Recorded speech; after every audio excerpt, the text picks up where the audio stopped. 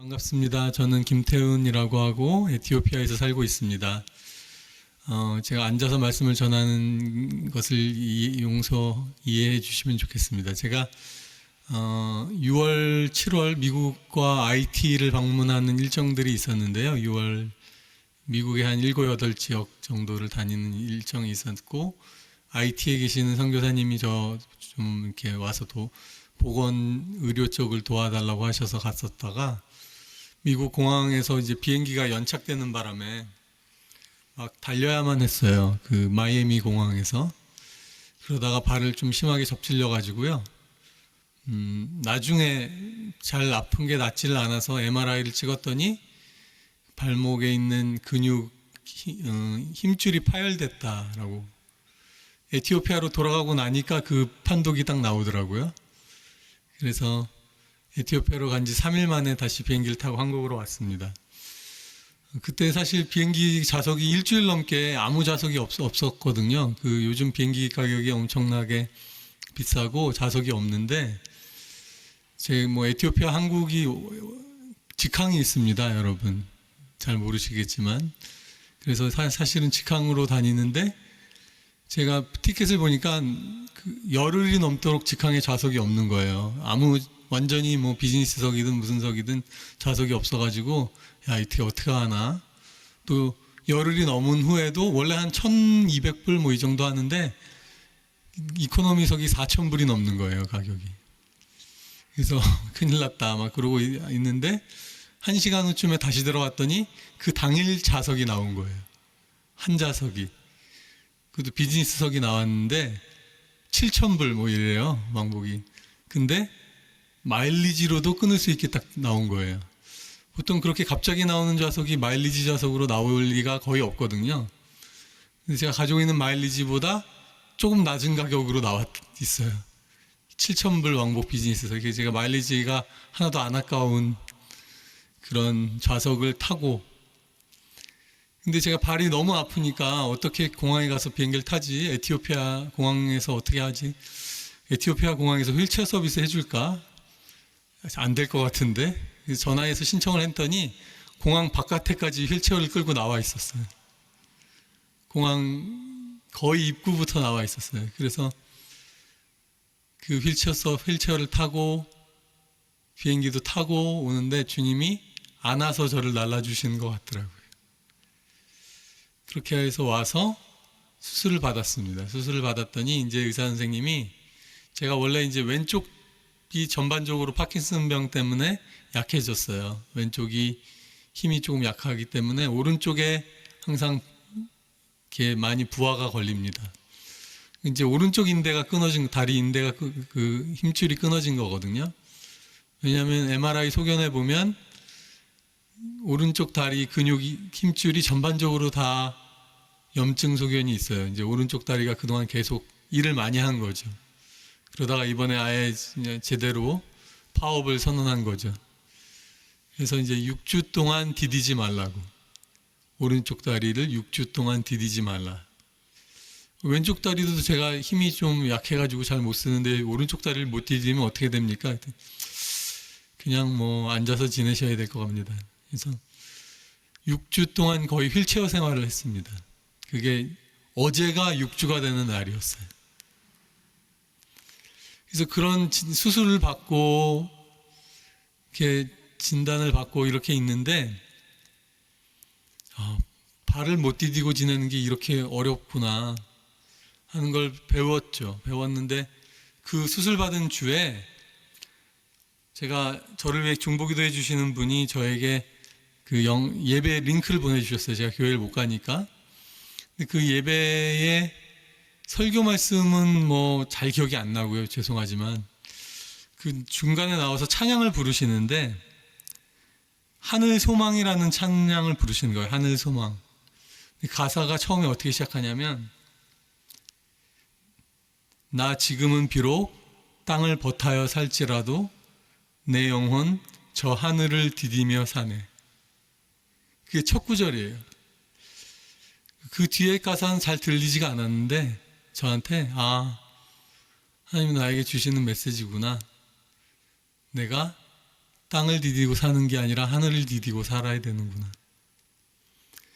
그렇게 이제 은혜를 받아가지고 6주를 시작했지만 또 되게 힘들더라고요. 6주 동안 휠체어에서 생활하는 게 너무 어렵고 힘들었는데, 하나님이 이제 6주가 다 돼가는 5주쯤 지났을 때 너가 이제 곧 걸을 텐데, 이제 다시 땅을 디딜 텐데, 제가 쓴 책에도 제가 썼던 글이 뭐냐면, 우리가 예수님을 믿고 산다는 것은 예수님과 동행하는 것이다. 그리고 예수님이 걸어가셨던 길을 우리가 따라가는 것이다. 그렇게 썼는데, 주님이 저에게 말씀을 주시기를 너가 이제 한 걸음 한 걸음 걸음마를 다시 배워야 한다. 나와 함께 걷는 것을. 그런 마음을 주셨어요. 근데 오늘 와서 찬양을 시작하는데 첫 노래가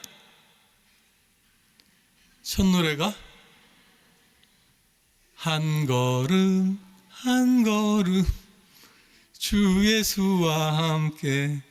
제가 너무 기가 막혀서 이 가사를, 주와 같이 길 가는 것 즐거운 일 아닌가. 우리 주님 걸어가신 발자취를 밟겠네. 한 걸음 한 걸음 주 예수와 함께 날마다 날마다 우리 걸어가리. 주님 정확하신 분이십니다. 어린아이 같은 우리 미련하고 약하나, 어린아이 같은 우리 미련하고 약하나 주의 손에 이끌리어 생명길로 가겠네. 꽃이 피는 들판이나 험한 골짜기라도 주가 인도하는 대로 주와 같이 갔겠네. 옛 선지자 에녹같이 우리들도 천국에 들려 올라갈 때까지 주와 같이 걷겠네. 저는 그냥 먹먹하더라고요. 예. 한 걸음 한 걸음 주 예수와 걸어야 되는구나. 하나님이 저에게 말씀 주시는 것 같습니다. 갑자기 오늘 말씀이 아닌 엉뚱한 얘기로 많이 얘기를 드렸습니다. 오늘 말씀은 베데스다라는 연못가에 있었던 한 병자를 예수님이 치유하신 사건에 대한 내용입니다. 베데스다라는 말은 베드자다라고도 돼 있는 번역이 있기도 한데, 베데스다는 이티오피아 말로도 베스트라는 말이 집이에요. 똑같습니다. 히브리 말과 이티오피아 말이 똑같이 베스트가 집이고요. 헤스다 하면은 자비 혹은 은혜, 은혜의 집, 자비의 집. 베드자다라고 만약에 발음을 하면 그것은 올리브 나무의 집이란 뜻이에요. 우리가 다니는 교회, 우리가 다니는 하나님의 집이 은혜의 집이죠. 자비의 집이죠. 우리가 이곳에 와서 값없이 받는 하나님의 선물을 기대하고 옵니다. 자격 없고 조건 없이 우리를 받아주시는 하나님의 사랑과 무한대적인 용납을 기대하고 오죠. 또 올리브 나무라는 것은 사실 이스라엘을 상징하는 거거든요. 이스라엘 민족을 상징하는 것이죠. 하나님 나라 백성이 마땅히 있어야 할 집이라고도 생각할 수 있습니다. 어쨌든 하나님이 우리를 부르신 그곳에서 38년째 누워있는 사람의 이야기입니다. 제가 6주를 누워 있었는데 상당히 쉽지 않은데, 이 사람은 38년째 누워 있었습니다. 무슨 병인지는 나오지 않아요.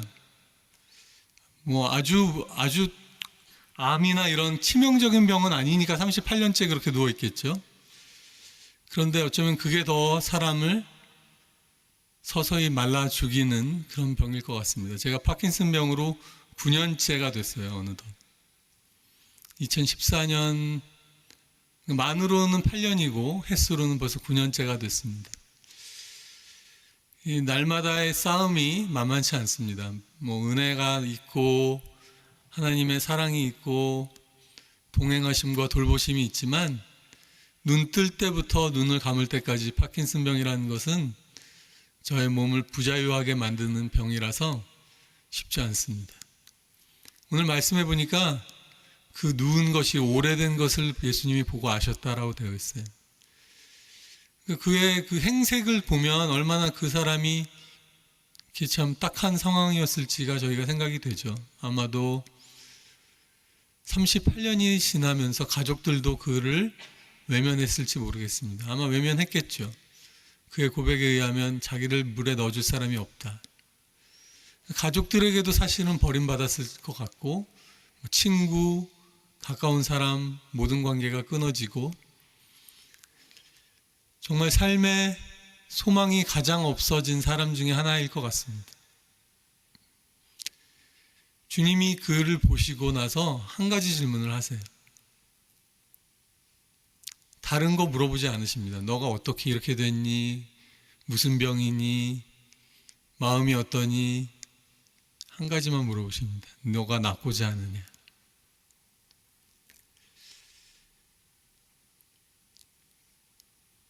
아파 보신 분들은 아시겠지만 이 질문을 답하기가 쉽지 않은 질문이에요. 오랫동안 아픈 사람은. 처음엔 정말 낫고자 하는 마음으로 가득했고 나았으면 좋겠다고 생각이 들지만 그게 좌절이 되고 계속 아픔 속에 있고 그 아픔으로 인한 여러 가지 추가적인 아픔이 그의 삶을 찾아오게 되면 이제 그 소망과 바램마저 끊어지는 상황이 오죠. 그 자리야말로 가장 큰 아픔과 슬픔의 자리일 것입니다. 오늘 이 자리에 오신 여러분들의 마음이 다 어떠신지는 제가 알지 못하죠. 상황도 알지 못하지만 아마도 남모르는 아픔과 남모르는 상처로 아프신 분들도 계시리라 믿습니다. 이 연못은 왜 은혜의 연못이고 왜 자비의 집이었냐면 한 번씩 천사가 역사한 자리였다고 되어 있습니다. 천사가 물을 휘저어 놓고 나아갔을 때 누구든지 그 자리에 먼저 들어가면 그 어떤 병이든지 치유를 받는 연못이래요. 와, 진짜 대단한 연못이죠. 아마도 사람들이 추측하건대 온천이었을 것이다 라고 추측을 하더라고요.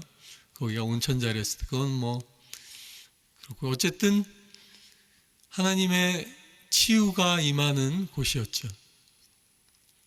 어떤 병이든지 나음을 받을 수 있는 곳입니다. 하나님의 집이, 우리 여호와 하나님의 집이 그런 곳이죠. 우리에게 주시는 하나님의 은혜라면 어떠한 어려움도, 어떠한 고난도, 시련도 우리가 감당할 수 있게 되고 도움을 받을 수 있고 또 회복될 수 있는 곳이 여호와의 집일 것입니다. 그런데 그렇게 여호와의 집이었던 곳을 사람들이 바꿔놓기 시작했습니다. 어떻게 바꿔놓습니까? 문제는 제일 먼저 들어가는 사람만 치유가 되는 게 문제였을까요? 사실 그거의 문제라기보다는 사람들의 이기적인 마음이 더 문제였겠죠. 한 사람이 치유받을 수 있다고 하면 사람들끼리 서로 순서를 정한다든지 중증도에 따라서 사람을 분류한다든지 해서 넣을 수도 있을 것입니다. 그렇지만 내가 먼저 치유받기를 원하고 내 문제가 가장 급하다고 해석하고 남들보다 먼저 들어가려고 하는 마음을 사람이 품기 시작하면서 은혜가 더 이상 은혜가 되지 않은 것이죠. 하나님이 값없이 주시는 선물이 더 이상 선물이 아니라 내가 쟁취해서 따내야 되는 그런 일로 만들어버렸습니다. 이 요한복음 5장을 설교하시는 분들의 설교를 제가 들어봤는데 어떤 분이 이렇게 설교하시는 거예요. 예수님이 너가 낫고자 하느냐라고 말씀하신 것은 우리가 다시 희망을 회복해야 된다. 열심히 살고자 하는 마음을 회복해야 된다. 그리고 다시 그렇게 자리를 툴툴 털고 일어설 수 있는 마음을 회복해야 한다. 저는 그 설교를 아픈 마음을 잘 모르시는 것 같아요. 그렇게 툴툴 털고 회복할 수 있는 사람이라면 참 좋겠죠. 우리 모두가 참 좋겠죠. 그러면 아마 예수님이 그렇게 그 사람을 특별하게 찾아가지도 않으셨을 것 같다는 생각을 저는 합니다. 제가 믿는 예수님의 은혜는 바랄 수 없는 중에 찾아오시고 제가 감히 기대할 수 없는 은혜를 베푸시는 하나님이라고 저는 믿습니다. 그 하나님이 저에게도 은혜를 주셨고 우리 모두에게 은혜를 주신 하나님이라고 믿습니다. 사도 요한이 요한복음을 기록한 이유를 이렇게 설명하고 있습니다. 요한복음 20장에 보시면 예수가 하나님의 아들 그리스도이심을 너희로 믿게 하고 그 이름을 믿어서 생명을 얻게 하기 위해 내가 이 책을 썼다.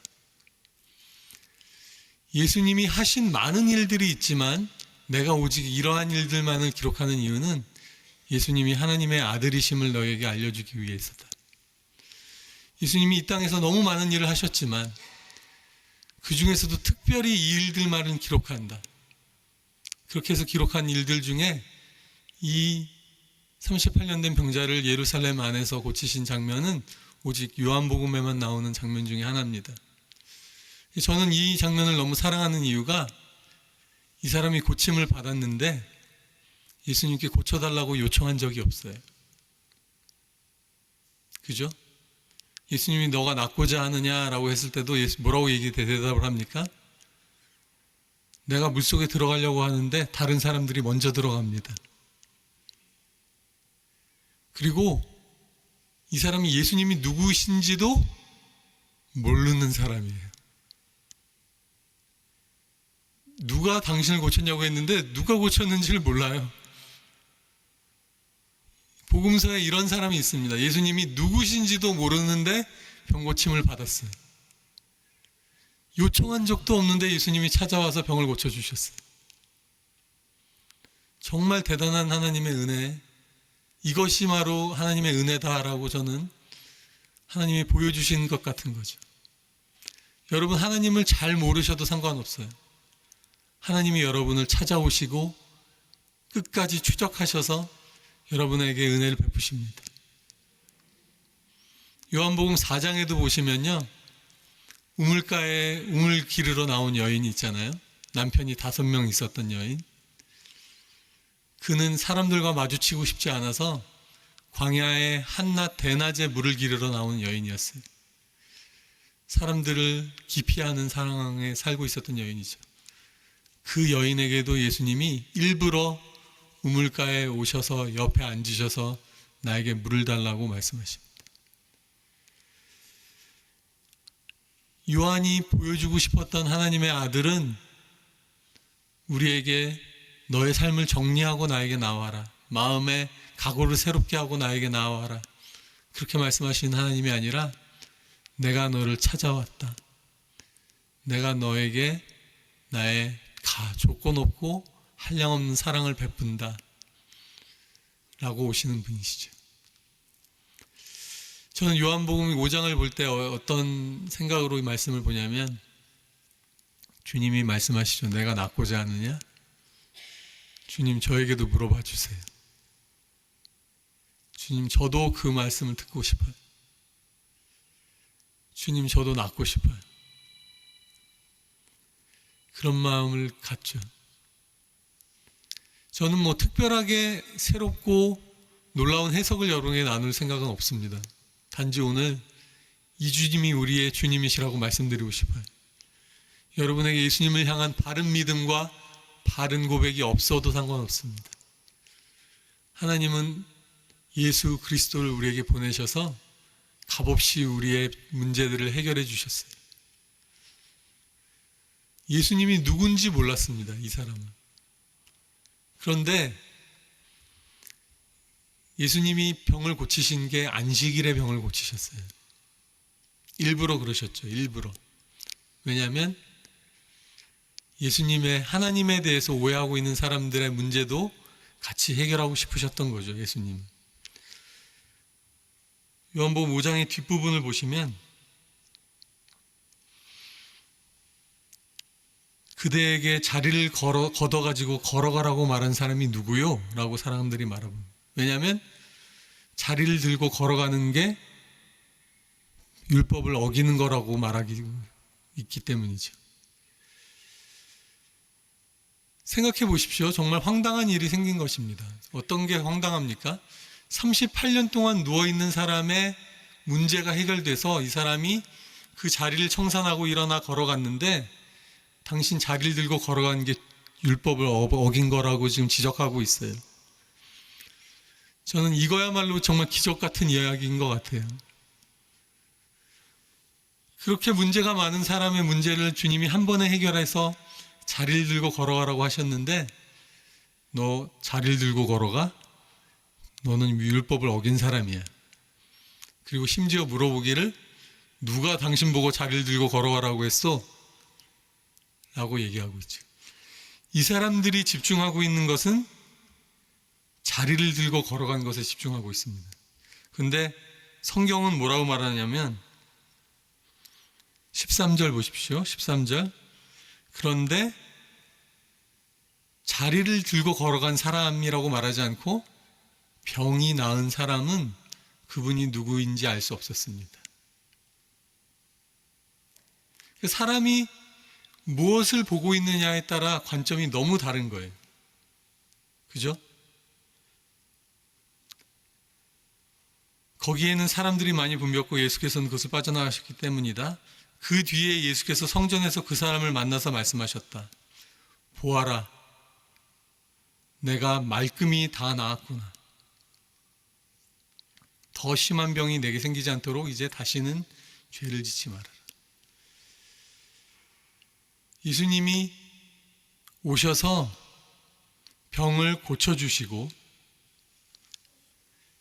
재발 방지까지 하고 계시죠. 재발 방지까지.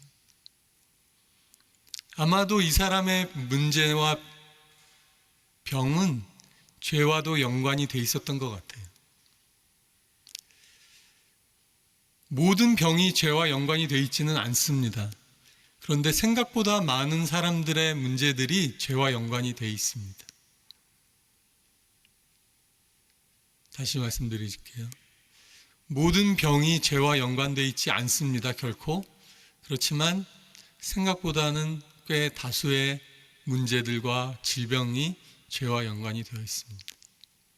왜냐하면 사람은 전인격적인 존재니까 죄가 들어오면 우리의 영혼이 아프고 우리의 마음이 아프니 그것이 몸으로도 나타나는 것이죠. 예수님의 복음은, 예수님의 은혜는 우리의 전부를 향하고 계십니다. 우리의 몸도 마음도 영혼도 치유하기를 원하시고 온전히 회복되기를 원하십니다. 아멘.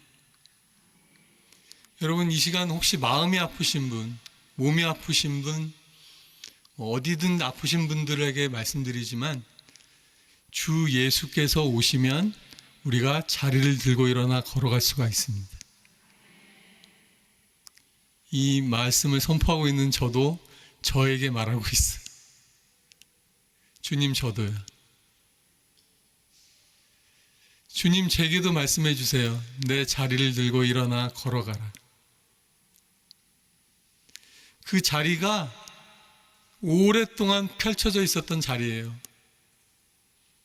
오랫동안 펼쳐져 있었던 자리예요. 그러나 주님이 찾아오시면, 예수님이 찾아오시면 하루아침에 들고 일어나게 되는 자리입니다.